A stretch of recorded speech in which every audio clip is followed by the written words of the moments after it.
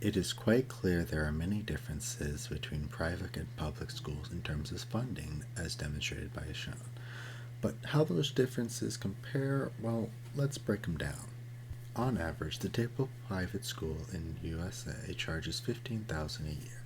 With an overwhelming white populace for reasons stemming back to the civil rights movement, roughly 90% of all private school students are white. This percentage has slowly receded from 100% due to Runyon versus Macari, which prohibited private schools from discriminating publicly on the basis of race. Private schools do not receive funding directly from the government. Their funding comes from tuition, grants, loans, and from the school district that they are located in.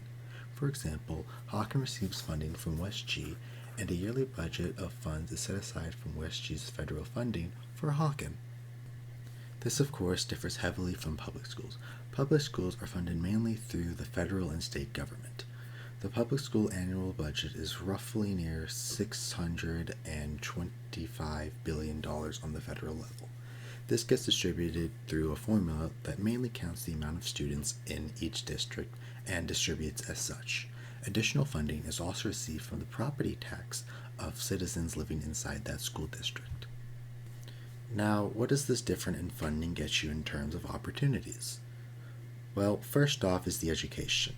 Private schools are not limited to state standards. This means they can teach what they would like for the most part. The curriculum is generally more difficult and a higher variety of classes are taught as the teachers are more willing to teach. Public schools, however, are very rigid in their education.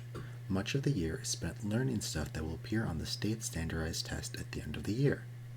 Private schools are also much smaller, which allows for more focus on the individual student versus public schools where students can miss this valuable learning opportunity. Besides education, the amount of stuff to do is also very different. While both private and public schools generally do sports, the amount of time and money that can be dedicated to them is very different. On average, private schools have more sports and more levels, such as junior varsity and varsity, etc. Public schools, on average, have more players in these sports, but it's mainly due to the difference in the size of schools. The arts are also another main difference. With the amount of funding received and the lack of needing to pay federal taxes, private schools generally have the funds to give to the arts.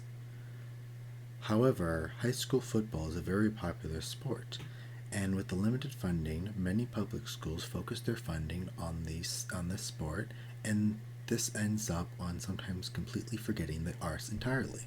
However, this is not true for all schools, as this student says.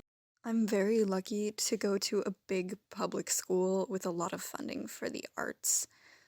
My school offers so many different extracurriculars. We have cultural clubs, artistic clubs, sports clubs, academic clubs. I mostly do theater, and I'm very lucky that we get a lot of funding and support for that. Hawken prides itself on its service days, which many other private schools do. It helps with write offs. Students help the larger community and are able to make connections with the local businesses and organizations. Intensives are a time where entire classes may fly out of country to experience life there firsthand. This gives them invaluable experience and a worldwide perspective. Students are able to go to other areas and different organizations to learn and talk with them firsthand. Public schools, on the other hand, do not have this opportunity. The money, if any, set aside for these trips depends on the district. As mentioned before, public schools are funded partially by the taxpayers, so a wealthier area has more money for trips. From my data, this means schools can have no field trips whatsoever to roughly 50 split up by all 4 years in different classes. Doing some math, this means that an average public school student goes on roughly 2 to 3 local field trips a year. Depending on what classes you take, you get different opportunities to go on field trips. Classes like freshman English probably aren't going to get as many field trip opportunities as classes like AP Environmental Science, and those classes that have more field trip opportunities are probably going to be senior year classes. Traveling out of state or out of country is generally completely out of the picture unless the area is extremely wealthy. The final large difference is at the end of the high school career. Most, if not all, private school students go to college. This, however, cannot be said for public school. While numbers have been increasing, roughly half of all public school students will attend college. The other half is split between dropouts and people that only receive a high school diploma. Of those that go to college, their high school education affects how prepared they are.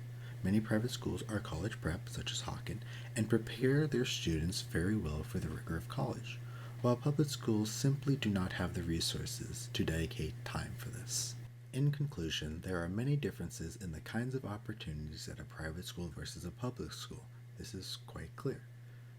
These differences, however, continue the inequality for generations to come. Students that end up going to college have a better chance at different opportunities in life than those who don't. Later on, all those students generally will have families, and where their child goes to school depends on their economic status and location. The child will grow up, and these experiences, or lack thereof, will continue and continue.